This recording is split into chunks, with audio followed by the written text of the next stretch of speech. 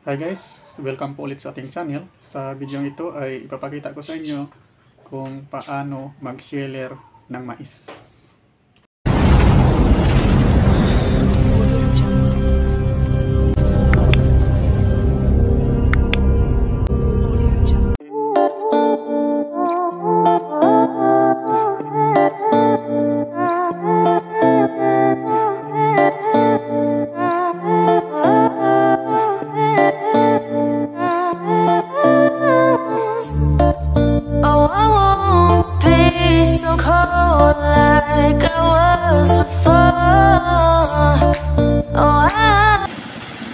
Sa pag-sheller ng mais guys ay kinahanglan din po medyo marami-rami sa isang grupo dahil po may kanya-kanya din pong buka.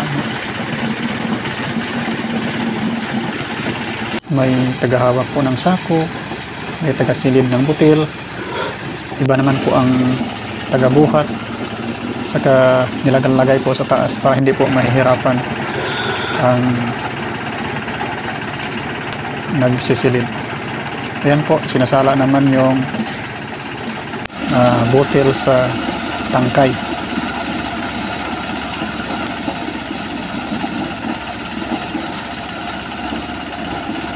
Ayan po, iba rin po yung buhat ng sako. Ayan po, kahit mahirap po sa kanila, nakangiti pa rin.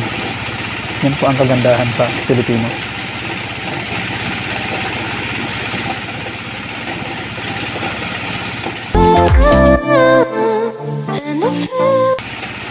Kung pagmasdan natin guys, hindi nila alintana ang sikat ng araw dahil po masaya sila sa kanilang ginagawa.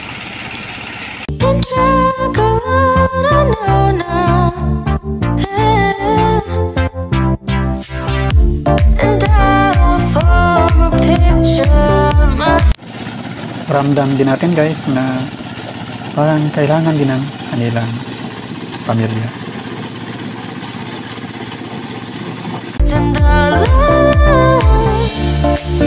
Show me the light to lead the way. I need some time to be okay.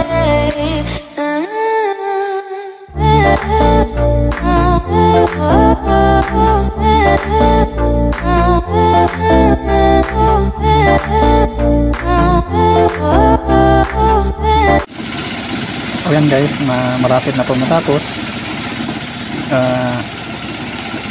Dinadampot pa na po yung mga kaisa-isang naliligaw yung nakalabas po sa sako.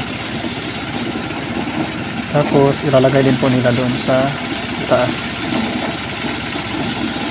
Ayan po. Ayan, tapos na.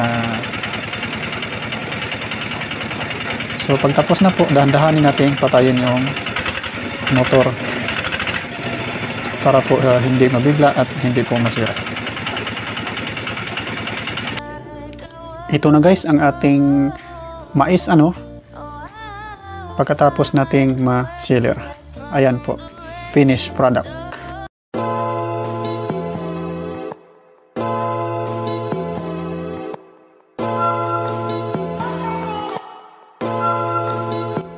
Ngayon po, dito muna tayo magtatapos. Maraming salamat sa panonood sa ating video.